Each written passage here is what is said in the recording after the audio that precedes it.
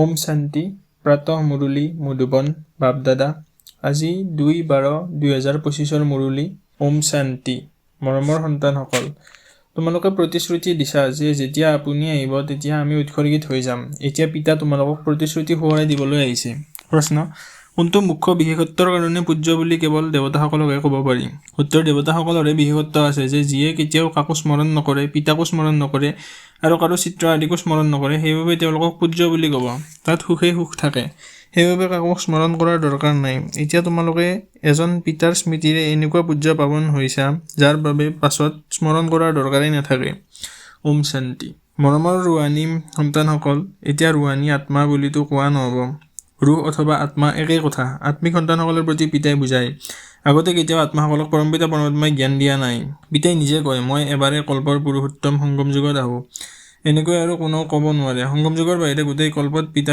নিজে কেতিয়াও নাহে পিতা সংগমত আহে যেতিয়া ভক্তি বুঢ়া হয় আৰু পিতাই পুনৰ সন্তানসকলক বহি জ্ঞান দিয়ে নিজক আত্মা বুলি বুজা আৰু পিতাক স্মৰণ কৰা এইটো কিছুমান সন্তানৰ কাৰণে বৰ কঠিন লাগে হওঁতে বহুত সহজ কিন্তু বুদ্ধিত যথাৰীতি ধাৰণ নহয় সেয়ে বাৰে বাৰে বুজাই থাকে বুজোৱা সত্ত্বেও নুবুজে স্কুলত শিক্ষকে 12 মাহ পঢ়ায় তথাপিও কোনোবা অনুত্তীৰ্ণ হৈ যায় এই বেহদৰ পিতাইও নিতেও সন্তানসকলক পঢ়ায় তথাপিও কাৰোবাৰ ধাৰণ হয় কোনোবাই পাহৰি যায় মুখ্য কথাটো এইটোৱেই বুজোৱা হয় যে নিজক আত্মা বুলি বুজা আৰু পিতাক স্মৰণ কৰা পিতাই হে কয় মামিকম স্মৰণ কৰা আৰু কোনো মনুষ্য মাত্ৰে কেতিয়াও এনেকৈ ক'ব নোৱাৰে পিতাই কয় মই এবাৰেই আহোঁ কল্পৰ পাছত পুনৰ সংগমত এবাৰেই তোমালোক সন্তানসকলকে বুজাওঁ তোমালোকে এই জ্ঞান প্ৰাপ্ত কৰা অন্য কোনেও নলয়েই প্ৰজাপিতা ব্ৰহ্মাৰ তোমালোক মোক বংশাৱলী ব্ৰাহ্মণে এই জ্ঞান বুজি পোৱা এইটো জানা যে কল্পপূৰ্বেও পিতাই এই সংগমত এই জ্ঞান শুনাইছিল তোমালোক ব্ৰাহ্মণসকলৰে ভূমিকা আছে এই বৰ্ণবোৰটো ঘূৰিব নিশ্চয় লাগে অন্য ধৰ্মসকল এই বৰ্ণবোৰত নাহে ভাৰতবাসীয়ে এই বৰ্ণবোৰত আহে ব্ৰাহ্মণো ভাৰতবাসীহে হয়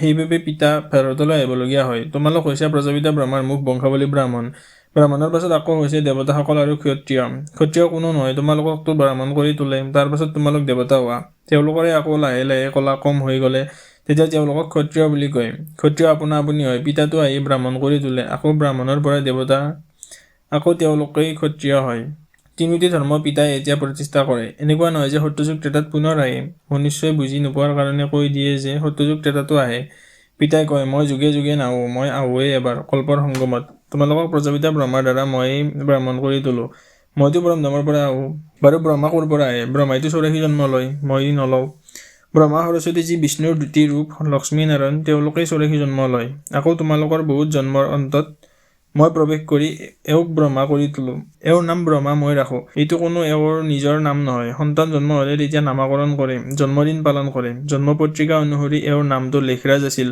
সেয়াতো সৰুকালৰ আছিল এতিয়া নাম সলনি হৈছে যেতিয়া সংগমত এওঁৰ শৰীৰত পিতাই প্ৰৱেশ কৰে সেয়াও নাম তেতিয়া সলনি হয় যেতিয়া এওঁৰ বানপ্ৰস্থ অৱস্থা হয় সেই সন্ন্যাসীসকলেতো ঘৰ সংসাৰ এৰি গুচি যায় তেতিয়া নাম সলনি হয় এওঁতো ঘৰতে থাকে এওঁৰ নাম ব্ৰহ্মা ৰাখিলে কিয়নো ব্ৰাহ্মণ লাগে নহয় তোমালোকক নিজৰ কৰি লৈ পবিত্ৰ ব্ৰাহ্মণ কৰি তোলে পবিত্ৰ কৰি তোলা হয় এনেকুৱা নহয় যে তোমালোকে জন্মৰে পৰা পবিত্ৰ হোৱা তোমালোকে পবিত্ৰ হোৱাৰ শিক্ষা পোৱা কেনেকৈ পবিত্ৰ হোৱা সেইটো হৈছে মুখ্য কথা তোমালোকে জানা যে ভক্তি মাৰ্গত পূজ্য এজনো থাকিব নোৱাৰে মনুষ্যই গুৰু আদিৰ আগত মূৰ দুৱাই কোনো ঘৰ সংসাৰ ত্যাগ কৰি পবিত্ৰ হয় বাকী তেওঁলোকক পূজ্য বুলি কোৱা নহ'ব পূজ্য সেইসকল যিসকলে কাকো স্মৰণ নকৰে সন্ন্যাসীসকলে ব্ৰহ্মদত্তক স্মৰণ কৰে নহয় প্ৰাৰ্থনা কৰে সত্যযুগত কাকো স্মৰণ নকৰে এতিয়া পিতাই কয় তোমালোকে এজনক স্মৰণ কৰিব লাগে সেয়াটো হৈছে ভক্তি তোমালোক আত্মাও গুপ্ত আত্মাক যথাৰীতি কোনেও নাজানে সত্যযুগ ত্ৰেতাতো শৰীৰধাৰীসকলে নিজৰ নামত ভূমিকা পালন কৰে নামৰ অবিহনেতো ভূমিকা পালন কৰোঁতা হ'ব নোৱাৰে য'তেই নহওক শৰীৰৰ নাম নিশ্চয় থাকে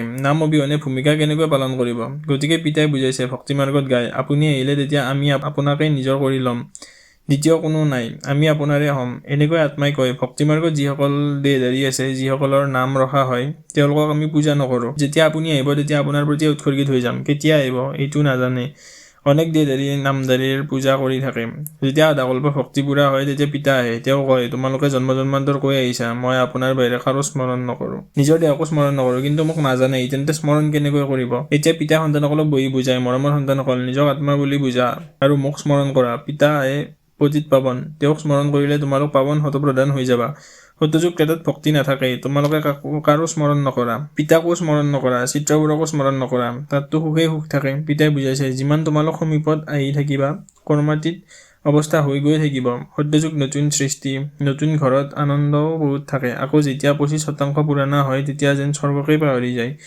গতিকে পিতাই কয়, তোমালোকে গাইছিলা আপোনাৰে হ'ম, আপোনাৰ পৰাই শুনিম। তেন্তে নিশ্চয় আপুনি বুলি পৰমাত্মাকে কোৱা নহয়। আত্মাই কয় পৰমাত্মাৰ পিতাৰ প্ৰতি। আত্মা হৈছে সূক্ষ্ম বিন্দু। আত্মাক চাবৰ কাৰণে দিব্য দৃষ্টি লাগে। আত্মাক ধ্যান কৰিব নোৱাৰিবা। মই আত্মা ইমান সূক্ষ্ম বিন্দু এনেকৈ বুজি স্মৰণ কৰাটো কঠিন। আত্মা সাক্ষাৎকাৰ কৰাৰ চেষ্টা নকৰে, পৰমাত্মাৰ কাৰণে চেষ্টা কৰে। যাৰ বাবে কোৱা শুনিছা যে তেওঁ হাজাৰ সূৰ্যতকৈ তেজোময়। কাৰোবাৰ সাক্ষাৎকাৰ হ'লে তেতিয়া কয় বহুত তেজোময় আছিল, কিয়নো তেনেকৈ শুনিছে। যাৰ ঐকান্তিক ভক্তি কৰিব তেওঁ দেখিবও তেওঁকে, নহ'লেতো বিশ্বাসে নজন্মিব। পিতাই কয় আত্মাকে যদি দেখা নাই তেন্তে পৰমাত্মাক কেনেকৈ দেখিবা? আত্মাক চাবই বা কেনেকৈ পাৰে? বাকী সকলোৰেতো শৰীৰৰ চিত্ৰ আছে। আত্মাক চাবই বা কেনেকৈ পাৰে? বাকী সকলোৰেতো শৰীৰৰ চিত্ৰ আছে, নাম আছে। আত্মা হৈছে বিন্দু, অতি সূক্ষ্ম। আত্মাক কেনেকৈ দেখিব? চেষ্টা বহুত কৰে, কিন্তু এই দুচকুৰে দেখা পাব নোৱাৰে। আত্মাই জ্ঞানৰ অব্যক্ত চক্ষু প্ৰাপ্ত কৰে। এতিয়া তোমালোকে জানা যে আমি আত্মা কিমান সূক্ষ্ম। মোৰ মাজত অৰ্থাৎ আত্মাত 84 জন্মৰ ভূমিকা নিহিত হৈ আছে, যাক মই পুনৰাবৃত্তি কৰিব লাগে। পিতাৰ শ্ৰীমত পোৱা যায় শ্ৰেষ্ঠ হোৱাৰ কাৰণে। গতিকে সেই অনুসৰি চলিব লাগে। তোমালোকে দৈবিগুণ ধাৰণ কৰিব লাগে। খোৱা বোৱাও মাৰ্জিত হ'ব লাগে। চলন বহুত মাৰ্জিত হ'ব লাগে। তোমালোক দেৱতা হোৱাগৈ। দেৱতাসকল নিজেই পূজ্য হয়। তেওঁলোকে কেতিয়াও কাৰো পূজা নকৰে। তেওঁলোকতো মুকুটধাৰী হয় নহয়। তেওঁলোকে কেতিয়াও কাৰো পূজা নকৰে, গতিকে পূজ্য হ'ল নহয়। সত্যযুগত কাৰোবাক পূজা কৰাৰ দৰকাৰেই নাই।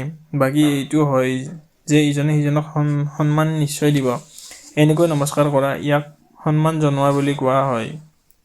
এনেকুৱা নহয় যে অন্তৰেৰে তেওঁক স্মৰণ কৰিব লাগে। সন্মানটো দিবই লাগিব। যেনেকৈ ৰাষ্ট্ৰপতিক সকলোৱে সন্মান জনায়, এইটো জানে যে এওঁ উচ্চ পদবীধাৰী, নমস্কাৰ জনাব লাগে জানো? গতিকে পিতাই বুজায় এই জ্ঞান মাৰ্গ একেবাৰে বেলেগ বস্তু। ইয়াত কেৱল নিজক আত্মা বুলি বুজিব লাগে, যিটো তোমালোকে পাহৰি গলা। শৰীৰৰ নাম স্মৰণ কৰিলা। কামটো নিশ্চয় নামেৰেই কৰিব লাগে। নাম নাথাকিলে কাৰোবাক মাতিবা কেনেকৈ? যদিও তোমালোকে শৰীৰধাৰী হৈ ভূমিকা পালন কৰা, কিন্তু বুদ্ধিৰে শিৱ বাবাক স্মৰণ কৰিব লাগে। শ্ৰীকৃষ্ণৰ ভক্তসকলে ভাবে আমি শ্ৰীকৃষ্ণকে স্মৰণ কৰিব লাগে। বছ যিফালে চাওঁ কৃষ্ণই কৃষ্ণ, ময়ো কৃষ্ণ, তুমিও কৃষ্ণ। হেৰ তোমালোকৰ নাম বেলেগ, তেওঁৰ নামো বেলেগ। সকলো কৃষ্ণই কৃষ্ণ কেনেকৈ হ'ব পাৰে? সকলোৰে নাম জানো কৃষ্ণ, যি মনলৈ আহে তাকে কৈ থাকে। এতিয়া পিতাই কয় ভক্তিমাৰ্গৰ সকলো চিত্ৰ আদি পাহৰি এজন পিতাক স্মৰণ কৰা। চিত্ৰকতো তোমালোকে পতিত পাৱন বুলি নোকোৱা। হনুমান আদি জানো পতিত পাৱন হয়? অনেক চিত্ৰ আছে, কোনো পতিত পাৱন নহয়। কোনো দেৱী আদি যিসকলৰ শৰীৰ আছে তেওঁলোকক পতিত পাৱন বুলি কোৱা নহয়। 6 ভুজাধাৰী দেৱী আদি সাজে, সকলো নিজৰ বুদ্ধিৰে। এওঁলোক কোন সেইটো নাজানে। এওঁলোক পতিত পাৱন পিতাৰ সন্তান সহায়কাৰী হয়, এইটো কোনেও গম নাপায়। তোমালোকৰ ৰূপটো এয়া সাধাৰণেই। এই শৰীৰটো বিনাশ হৈ যাব। এনেকুৱা নহয় যে তোমালোকৰ চিত্ৰ আদি থাকিব, এই সকলোবোৰ নাশ হৈ যাব। বাস্তৱত দেৱী তোমালোক। নামো লোৱা হয়, সীতা দেৱী, অমুক দেৱী। ৰাম দেৱতা বুলি নকয়, অমুক দেৱী বা শ্ৰীমতী বুলি কৈ দিয়ে। সেয়াও ভুল হৈ যায়। এতিয়া পাৱন হ'বলৈ পুৰুষাৰ্থ কৰিব লাগে। তোমালোকে কোৱাও যে পতিতৰ পৰা পাৱন কৰি তোলক। এনেকৈ নকয় যে লক্ষ্মী নাৰায়ণ কৰি তোলক। পতিতৰ পৰা পাৱনো পিতাই কৰি তোলে, নৰৰ পৰা নাৰায়ণো তেওঁৱে কৰি তোলে। তেওঁলোকে পতিত পাৱন বুলি নিৰাকাৰক কয়, আৰু সত্যনাৰায়ণৰ কথা শুনাওতাসকলে আকৌ অন্য ৰূপত দেখুৱাইছে। এনেকৈতো নকয় যে বাবা সত্যনাৰায়ণৰ কাহিনী শুনাই অমৰ কৰি তোলক, নৰৰ পৰা নাৰায়ণ কৰি তোলক। কেৱল কয় আহি পাৱন কৰি তোলক। বাবাই সত্যনাৰায়ণৰ কাহিনী শুনাই পাৱন কৰি তোলে। তোমালোকে আকৌ আনক সত্য কাহিনী শুনোৱা, আৰু কোনেও জানিব নোৱাৰে, তোমালোকেহে জানা। যদিও তোমালোকৰ ঘৰত মিত্ৰ সম্বন্ধীয় ভাই আদি আছে, কিন্তু তেওঁলোকেও নুবুজে। ভাল বাৰু, অতি মৰমৰ কল্পৰ পাছত পুনৰাই মিলিত হোৱা সন্তানসকলৰ প্ৰতি মাতা পিতা বাপদাদাৰ স্নেহপূৰ্ণ স্মৰণ আৰু সুপ্ৰভাত। আত্মিক পিতাৰ আত্মিক সন্তানসকলক নমস্কাৰ। আত্মিক সন্তানসকলৰো আত্মিক বাপদাদা শিৱ বাবা আৰু মাম্মা সুপ্ৰভাত আৰু নমস্কাৰ নমস্কাৰ নমস্কাৰ। ওম শান্তি। ধাৰণাৰ বাবে মুখ্য সাৰ। 1 নম্বৰ, নিজক শ্ৰেষ্ঠ কৰি তুলিবৰ কাৰণে পিতাৰ যি শ্ৰীমত পোৱা যায় সেই অনুসৰি চলিব লাগে।